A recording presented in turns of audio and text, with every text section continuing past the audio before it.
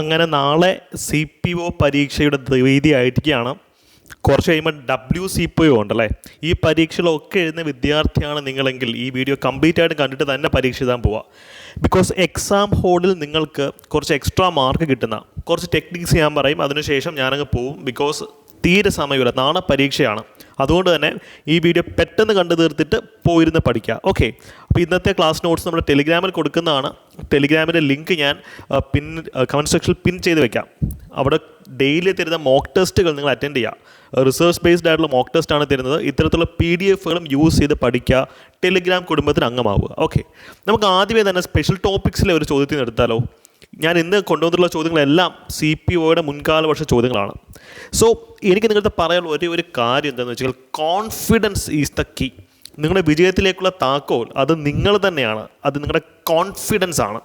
അപ്പോൾ കോൺഫിഡൻസ് ഉണ്ടെങ്കിൽ നിങ്ങളെ വിശ്വാസമുണ്ടെങ്കിൽ ചില ഉൾവിളികൾ, ചില ഇൻറ്റ്യൂഷൻസ് നിങ്ങൾക്ക് വരും. അത് നിങ്ങൾ ഫോളോ ചെയ്യണം. ഉദാഹരണത്തിന് ഈ ഒരു സ്പെഷ്യൽ ടോപ്പിക്സ് ചോദ്യം എടുക്കുക. 4 സ്റ്റേറ്റ്മെൻറ്റ് ഉണ്ടാവും. ഭയങ്കര ഡിഫിക്കൽട്ടാന്ന് കണ്ടാൽ തോന്നും, പക്ഷേ കോമൺ സെൻസ് ഉപയോഗിച്ച് നമുക്ക് സോൾവ് ചെയ്യാൻ പറ്റും. നിങ്ങൾ ജസ്റ്റ് നോക്കിയേ. ചോദ്യം എന്താ? താഴെ പറയുന്നവൽ ഏത് അവകാശമാണ് ഒരു പൗരന് പോലീസ് സ്റ്റേഷനിൽ പ്രാപ്തമായിട്ടുള്ളത്? 4 സ്റ്റേറ്റ്മെൻറ്റ് വായിച്ച് നോക്കുവാണ്.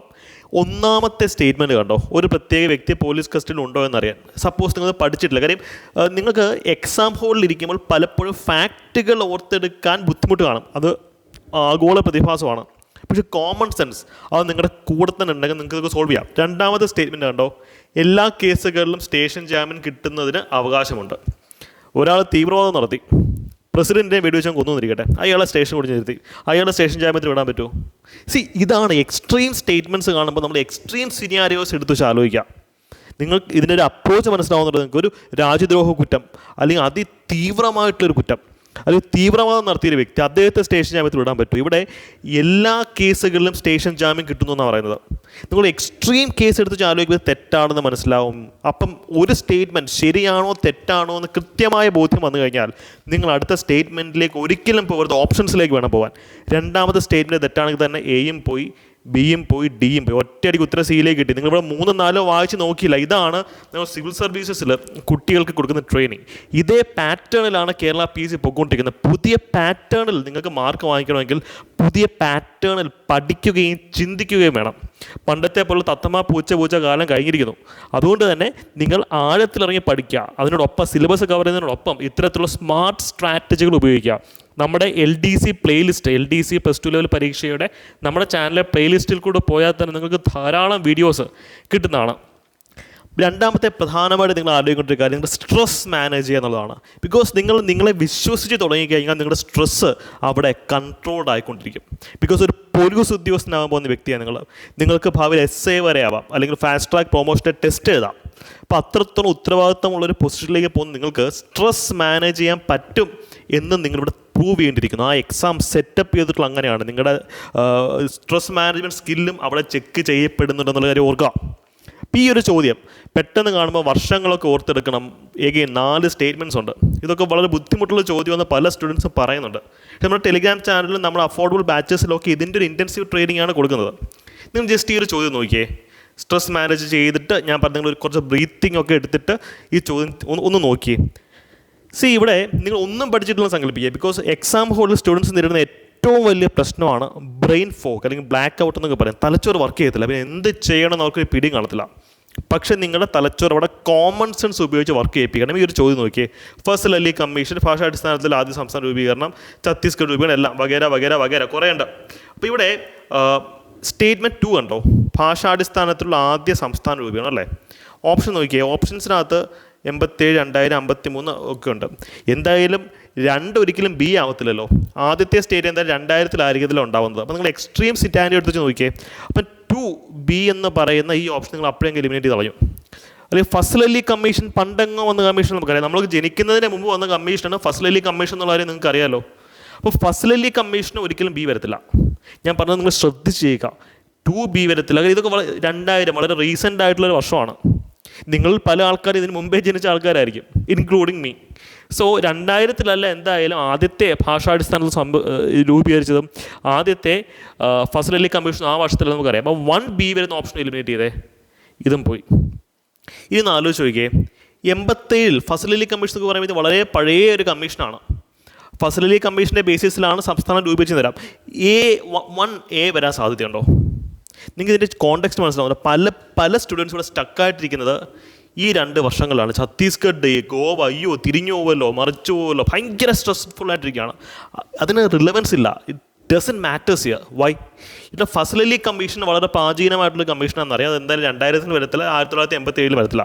അപ്പോൾ 1A ആണെന്ന് പറയുന്ന ഓപ്ഷൻ എലിമിനേറ്റ് ചെയ്തേ. അല്ലെങ്കിൽ ഇവിടെ 2 1D എന്ന് പറയുന്നുണ്ട് അല്ലേ? യെസ്, 1D എന്ന് പറയുന്നുണ്ട്. ഇനി ഈ ഓപ്ഷൻ നോക്കിയേ, 2 എന്ന് പറയുന്ന സാധനം എന്തായാലും വരുമോ? ആദ്യ ഭാഷാടിസ്ഥാനത്തിലുള്ള സംഭവം അത് എന്തായാലും 87 1987 ആദ്യത്തെ സംസ്ഥാനം ഉണ്ടായത്. ഒരിക്കലും അല്ല. അപ്പം അതും എലിമിനേറ്റ് ചെയ്ത് കളയാൻ പറ്റും. 2 ഒരിക്കലും A വരത്തില്ല. 2A എന്ന് പറയുന്ന ഇത് നമ്മൾ എലിമിനേറ്റ് ചെയ്തു. അപ്പോൾ ഒറ്റയടിക്ക് Bയിലേക്ക് എത്തി. ഇവിടെ നിങ്ങൾ ഛത്തീസ്ഗഡിൻ്റെയും ഗോവയുടെയും രൂപീകരണം ഏറ്റവും ഡിഫിക്കൽട്ട് ഫാക്ട് ചോദ്യത്തിൽ ഇതാണ്. ഇതിനെപ്പറ്റി ആലോചിച്ച് നിങ്ങൾ തല പുണ്ണാക്കരുത്. നിങ്ങൾ സ്ട്രെസ്സ് മാനേജ് ചെയ്ത് കഴിഞ്ഞാൽ മാർക്കുകൾ ഇങ്ങനെ ഒഴുകി വന്നുകൊണ്ടിരിക്കും. പക്ഷെ ഒരു ഒപ്റ്റിമൽ ലെവൽ ഓഫ് സ്ട്രെസ് ഉണ്ടെങ്കിൽ നമ്മുടെ അലർട്ട്നെസ് കൂടും. അത് കൂടുതലായി കഴിഞ്ഞാൽ കുളമാവും. സോ നാളത്തെ എക്സാം നിങ്ങൾ സ്ട്രെസ് ഫ്രീ ആയിട്ടുള്ള മനസ്സുകൊണ്ട് ചിന്തിക്കണം. ഇത്തരത്തിൽ പല ചോദ്യങ്ങൾ നിങ്ങൾക്ക് സോൾവ് ചെയ്യാൻ പറ്റും. നമ്മുടെ ബാച്ചസിലൊക്കെ നമ്മൾ ഇതിൻ്റെ ഒരു ഇൻറ്റൻസീവ് ട്രെയിനിങ് ആണ് കൊടുക്കുന്നത്. നിങ്ങളുടെ എന്താ പറയുക, കണ്ടന്റ് സിലബസ് പഠിപ്പിക്കുന്നതിനോടൊപ്പം നിങ്ങളുടെ മാനസികാരോഗ്യം മെൻ്റൽ ഹെൽത്തും കൂടെ സെറ്റാക്കിയാൽ മാത്രമേ നിങ്ങൾ ടോപ്പ് റാങ്ക് അടിക്കാൻ പറ്റുള്ളൂ. ഞങ്ങൾക്കറിയാം. ഇത്ര യൂട്യൂബ് വീഡിയോസ് വഴിയാണ് നമ്മുടെ കോഴ്സസിനെ പറ്റി നിങ്ങളിലേക്ക് എത്തിക്കുന്നത്. അതുകൊണ്ട് തന്നെയാണ് അഡ്വർടൈസ്മെൻറ്റ്സിന് അധികം പണം മുടക്കാത്തത് കൊണ്ട് തന്നെയാണ് ഏറ്റവും അഫോർഡബിൾ ഫീസസിൽ നിങ്ങൾക്ക് കോഴ്സ് തരാൻ സാധിക്കുന്നത്. ഉദാഹരണത്തിന് നമ്മുടെ LDCയുടെ കോഴ്സ് എന്നൊക്കെ വെച്ച് കഴിഞ്ഞാൽ വീഡിയോ ക്ലാസ്സുകൾ സിവിൽ സർവീസിലെയും PSCയിലെയും എക്സ്പേർട്സ് നയിക്കുന്ന വീഡിയോ ക്ലാസ്സുകളുള്ള LDCയുടെ കോഴ്സിൻ്റെ എമൗണ്ട് വെറും 999 ആണ്. ലൈവ് ക്ലാസ്സസിൻ്റെ കേസാണ് ഈ പറയുന്നത്. LDC ടെസ്റ്റ് സീരീസ് ഒക്കെ നിങ്ങൾക്ക് അവൈലബിൾ ആണ്. ഈ രീതിയിൽ മോഡേൺ രീതിയിൽ പുതിയ പാറ്റേണിൽ നിങ്ങൾക്ക് LDC പരീക്ഷയ്ക്ക് വേണ്ടി പഠിക്കണമെങ്കിൽ ഞങ്ങളുടെ ബാച്ചിലേക്ക് വരാം. നിങ്ങൾക്ക് ധാരാളം ഫ്രീ കണ്ടന്റ് ടെലിഗ്രാമിൽ യൂട്യൂബിൽ അവൈലബിൾ ആണ്. ഒരു ഷോർട്ട് കട്ട്, ഒരു സ്മാർട്ട് ക്ലാസ്സസ് വേണമെങ്കിൽ നിങ്ങൾക്ക് നമ്മുടെ എക്സ്ട്രീംലി അഫോർഡബിൾ ആയിട്ടുള്ള ബാച്ചിലേക്ക് വരാം. കമൻറ്റ് സെക്ഷനിൽ പിൻ ചെയ്തിട്ടുള്ള നമ്പറിൽ ടെലിഗ്രാം ചെയ്യുകയാണെങ്കിൽ ഇതിൻ്റെ ഫുൾ ഡീറ്റെയിൽസ് നിങ്ങൾക്ക് കിട്ടുന്നതായിരിക്കും. എഗെയിൻ നമുക്ക് മറ്റൊരു ചോദ്യത്തിലേക്ക് പോയാലോ. ഇതാണ് ട്രസ്റ്റ് യുവർ സെൽഫ്. നിങ്ങളെ വിശ്വസിച്ച് തുടങ്ങിക്കഴിഞ്ഞാൽ ഭയങ്കര മാജിക് ആയിട്ടുള്ള കാര്യങ്ങളൊക്കെ സംഭവിക്കാൻ പോവാം. ഉദാഹരണത്തിന് കഴിഞ്ഞ CPO പരീക്ഷയിലെ മറ്റൊരു ചോദ്യം ഇത്. താഴെ പറയുന്നവയിൽ സൺ യാറ്റ് സെന്നിൻ്റെ 3 തത്വങ്ങളിൽ ബാധകമല്ലാത്തത്. ചൈനീസ് റവല്യൂഷനൊക്കെ പഠിക്കാതെ ചില പിള്ളേർ പോകുന്നുണ്ടായിരിക്കും. പക്ഷെ അവർക്കും നിങ്ങൾ എക്സാം എഴുതുന്നത് ഒരു പണ്ഡിതനാവാനോ ഒരു ടീച്ചറാവാനോ ഒന്നുമല്ല. നിങ്ങൾ എക്സാം എഴുതുന്നത് ഒരു ഉദ്യോഗസ്ഥൻ, ബ്യൂറോക്രാറ്റ്, പോലീസുകാരനാവാനാണ്. പോലീസുകാരന് വേണ്ടുന്ന ബേസിക് ക്വാളിറ്റിയാണ് സ്ട്രെസ് മാനേജ്മെൻറ്റും കോൺഫിഡൻസും അവനവനിലുള്ള വിശ്വാസവും. ഇത് ആ രീതിയിൽ നിങ്ങൾ ഓപ്പറേറ്റ് ചെയ്ത് നോക്കി ഈ ഒരു ചോദ്യത്തിനെ. അതായത് 3 തത്വങ്ങളിൽ ബാധകമല്ലാത്തത് 4 ഓപ്ഷൻസ് ഉണ്ട്. അപ്പോൾ എസെൻഷ്യലി ഇതെന്താണ്? ഒരു ഓഡ് 1 ഔട്ട് ചോദ്യമാണ്. 3 എണ്ണം ഒരു ഗ്രൂപ്പും 1 എണ്ണം മറ്റൊരു ഗ്രൂപ്പുമാണ്. ഓഡ് 1 ഔട്ടാണെന്നുള്ള കാര്യം ആലോചിക്കുക. അത് GK ക്വസ്റ്റ്യൻ ആണെന്നുള്ള കാര്യമേ നിങ്ങൾ മറന്നുകളയാം. ഈ കൂട്ടത്തിൽ ദേശീയത, സമഗ്രാധിപത്യം, സോഷ്യലിസം, ജനാധിപത്യം, ഈ കൂട്ടത്തിൽ ഒറ്റയാനാരാ? ഓഡ് 1 ഒറ്റയാൻ ഈ കൂട്ടത്തിൽ ആരാ? ദേശീയത വളരെ പോസിറ്റീവായിട്ടുള്ള കാര്യമാണ്. ജനാധിപത്യം, ദേശീയതയുള്ളത് ജനാധിപത്യം ഉണ്ടായിരിക്കും, ജനങ്ങളാണ് ഭരിക്കുന്നത്. സോഷ്യലിസം, ഇന്ത്യ സോഷ്യലിസ്റ്റ് കൺട്രിയാണ്. സമഗ്രാധിപത്യമോ ടോട്ടലിറ്റേറിയനിസം എന്നൊക്കെ പറയും, ഏകാധിപത്യത്തിൻ്റെ മറ്റൊരു വേർഷനാണ്. അപ്പോൾ ഈ കൂട്ടത്തിൽ ഒറ്റയാൻ ആരാ നോക്കിയാൽ മതി. നിങ്ങൾക്ക് സന്യാസ് തന്നെ അറിയത്തില്ല, ചൈനീസ് റവല്യൂഷൻ അറിയത്തില്ല. പക്ഷെ ഒരു കാര്യം അറിയാം, ഈ ഗ്രൂപ്പിനകത്ത് 3 എണ്ണം ഒരു ഗ്രൂപ്പും 1 എണ്ണം ഒറ്റയാനുമാണ്. ഈ കൂട്ടത്തിൽ ഒറ്റയാൻ ആരാ? യെസ്, സമഗ്രാധിപത്യമാണ് ഇതിൽ ഒറ്റയാനായിട്ട് വരുന്നത്. D ആണ് ഇതിൽ ഉത്തരം. നിങ്ങളെ വിശ്വസിക്കുമ്പോൾ നടക്കുന്ന മാജിക്കാണിത്. നമ്മൾ ചാനലിൽ ഫോക്കസ് ചെയ്യുന്നതിനെ തന്നെയാണ്. ജസ്റ്റ് കോച്ചിങ് തന്ന് നിങ്ങളെ വിടാതെ ഒരു നല്ലൊരു ബ്യൂറോക്രാറ്റ് എങ്ങനെ ആവണം എന്നുള്ള രീതിയിൽ നമ്മൾ പഠിച്ചു കഴിഞ്ഞാൽ ഇതൊക്കെ വളരെ ഈസിയാണ് ക്രാക്ക് ചെയ്യാൻ പറ്റും. നിങ്ങൾ സ്ട്രെസ് മാനേജ് ചെയ്യുന്ന കഴിവുള്ള ടെക്നിക്ക് ഉപയോഗിച്ച്, ഷോർട്ട് കട്ടുകൾ ഉപയോഗിക്കുന്നിടത്തൊക്കെ ഷോർട്ട് കട്ടുകളും സ്മാർട്ട് വർക്കും ഉപയോഗിച്ച് ലക്ഷ്യം നേടുന്ന ബ്യൂറോക്രാറ്റാണ് നിങ്ങളെന്ന് ആ എക്സാം ഹോൾ പ്രൂവ് ചെയ്ത് കൊടുത്താൽ മതി. ഈ ഒരു ചോദ്യത്തിൻ്റെ ഉത്തരം നിങ്ങൾ കമൻറ്റ് സെക്ഷനിൽ പറയണം. സിവിൽ സർവീസ് മാതൃകകളുടെ ചോദ്യമാണിത്. കഴിഞ്ഞ CPO പരീക്ഷയിലാണ്. പക്ഷേ നിങ്ങൾക്ക് ഈസി ആയിട്ട് ഉത്തരം കണ്ടെത്താൻ സാധിക്കും. നാളെ പരീക്ഷ എഴുതാൻ പോകുന്ന പിള്ളേരാണ് നിങ്ങൾ. ഇത് വട്ടവിട്ട് വെക്കാൻ മറക്കരുത്. നാളെ പരീക്ഷ എഴുതാൻ പോകുന്ന ആൾക്കാർ ശരി ഏത് തെറ്റ് എന്നുള്ള കാര്യം വട്ടവിട്ട് വെക്കാൻ മറക്കരുത്. ഒന്ന് പറഞ്ഞേ. യൂണിയൻ പബ്ലിക് സർവീസ് കമ്മീഷൻ ഈ ഒരു ഭരണഘടനാ സ്ഥാപനമാണ് എന്നാണ് ഇതിനകത്ത് പറയുന്നത്. UPSC ഒരു കോൺസ്റ്റിറ്റ്യൂഷണൽ ബോഡി ആണോ അല്ലയോ? ആ ഒരു ഒറ്റ ഫാക്റ്റ് മതി ഈ ചോദ്യത്തിൻ്റെ ഉത്തരം കണ്ടെത്താനായിട്ട്. നിങ്ങൾ ബാക്കി 2 എണ്ണം വായിച്ച് നോക്കുമല്ലോ വേണ്ട. ഇവിടെ നിങ്ങൾ സേവ് ചെയ്യുന്ന ഓരോ സെക്കൻഡും നിങ്ങൾ ഉപയോഗിക്കേണ്ടത് മാത്തമാറ്റിക്സ്, റീസണിങ് പോലുള്ള സബ്ജക്റ്റുകൾ ക്രാക്ക് ചെയ്യാനാണ്. വളരെ കുറഞ്ഞ സമയം കൊണ്ട് ഡിഗ്രി ലെവലിലും മറ്റ് പരീക്ഷകളിലൊക്കെ ധാരാളം റാങ്ക് ഹോൾഡേഴ്സിനെ ഞങ്ങൾക്ക് ക്രിയേറ്റ് ചെയ്യാൻ സാധിച്ചത് സ്മാർട്ട് വർക്കിൻ്റെ ഹാർഡ് വർക്കിൻ്റെ കോമ്പിനേഷൻ കൊണ്ടാണ്. ഞാൻ കുറച്ചുകൂടി ബ്ലെൻഡായിട്ട് പറയുകയാണെങ്കിൽ മനുഷ്യനേക്കാൾ ഹാർഡ് വർക്കിംഗ് ആയിട്ടുള്ള ക്രീച്ചറാണ് കഴുത. പിന്നെ എന്തുകൊണ്ടാണ് കഴിഞ്ഞേക്കാളും നമ്മൾ ഉന്നത നിലവാരത്തിൽ മനുഷ്യൻ പോയത്?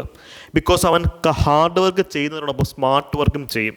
സ്മാർട്ട് വർക്കിന് 100 കണക്കിന് ടെക്നിക്സ് ഉണ്ട്. അതിന് കുറച്ച് കാര്യങ്ങൾ നമ്മളിപ്പോൾ ഇന്ന് ഈ വീഡിയോയിൽ പറഞ്ഞത്. നിങ്ങൾ ചാനലിൻ്റെ കൂടെ കട്ടയ്ക്ക് നിൽക്കുക. നമ്മുടെ ചാനൽ സബ്സ്ക്രൈബ് ചെയ്യാത്ത ആൾക്കാർ ചാനൽ സബ്സ്ക്രൈബ് ചെയ്യുക. ഇത്തരത്തിലുള്ള ധാരാളം വീഡിയോസ് നിങ്ങൾക്ക് വരും. നമ്മുടെ ചാനലിൽ കൂടെ നിന്ന് കഴിഞ്ഞാൽ നിങ്ങളുടെ മാർക്ക് കൂടുന്നുള്ളൊരു ഉറപ്പാണ്. നിങ്ങളുടെ എല്ലാവരുടെയും റിക്വസ്റ്റ് പ്രകാരം നമ്മൾ CPO ബാച്ച് ആരംഭിക്കാൻ പോവുകയാണ്. അടുത്ത CPO ബാച്ചിലും ഞങ്ങൾ ഇത്തരത്തിലുള്ള ക്ലാസ്സുകളായിരിക്കും തരിക. അതായത് സ്മാർട്ട് വർക്ക് അതുവഴി ക്ലാസ്സുകൾ കിട്ടും. അതിനോടൊപ്പം തന്നെ സിലബസിനകത്ത് ഓരോ കീവേഡും ആഴത്തിൽ പഠിപ്പിക്കും. ഇതിലെ സ്ട്രാറ്റജി, ചോദ്യങ്ങൾ വരുന്ന വഴിയൊക്കെ ഞങ്ങൾ കണ്ടെത്തി വെച്ചിട്ടുണ്ട്. മറ്റൊന്നുമല്ല, സിവിൽ സർവീസസിനകത്തെ മുൻകാല വർഷ ചോദ്യങ്ങൾ തർജ്ജമ ചെയ്തിട്ടാണ് പല ചോദ്യങ്ങളോട് വന്നിട്ടുള്ളത്. അതിനോടൊപ്പം PSC bulletin, PSC rank files, ഇതിൽ നിന്നൊക്കെ ചോദ്യങ്ങളുണ്ട്. അപ്പോൾ ഏറ്റവും സമഗ്രമായിട്ടുള്ള ക്ലാസ്സുകളും അടുത്ത CPO പരീക്ഷ ലക്ഷ്യം വയ്ക്കാൻ പോകുന്ന വിദ്യാർത്ഥികൾക്ക് ഞാൻ തരുന്നതായിരിക്കും. എന്നെ റാങ്ക് ഹോൾഡർ ആക്കാൻ ഞാൻ യൂസ് ചെയ്ത് മറ്റുള്ള റാങ്ക് ഹോൾഡേഴ്സിനെ സൃഷ്ടിക്കാനും ഞങ്ങളുടെ ടീച്ചേഴ്സ് ഉപയോഗിക്കുന്നതായിട്ടുള്ള എല്ലാ ടെക്നിക്കുകളും ഈ ഒരു ബാച്ചിലും നിങ്ങൾക്ക് കിട്ടുന്നതായിരിക്കും.